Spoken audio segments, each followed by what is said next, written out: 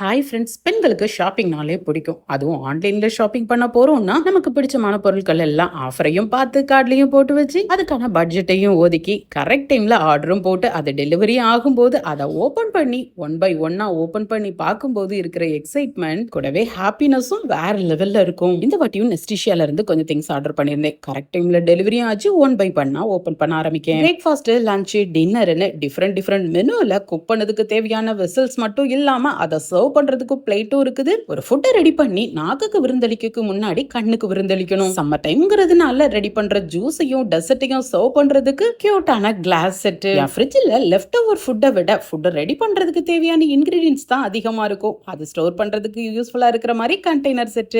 ஜூஸையும் டெசர்ட்டையும் serve பண்றதுக்கு class set மட்டும் இல்லாம வந்திருக்க கெஸ்ட்டுக்கோ வீட்ல இருக்கிறவங்களுக்கோ நீட்டா சர்வ் பண்றதுக்காக அழகான ஒரு wooden platter. Next Korean ceramic pot. நம்ம ஒரு மண் பாத்திரம் மாதிரி பார்க்க எவ்வளவு அழகா இருக்கோ, குக் பண்ணதுக்கும் அவ்வளோ கன்வீனியன்ட்டா இருக்கும். என் கிச்சனை பிளாஸ்டிக் ஃப்ரீ கிச்சனா கொஞ்சம் அப்கிரேட் பண்ணலான்னு இருக்கேன். ஸோ அதுக்காக தான் இந்த கண்டெய்னர் செட்டு.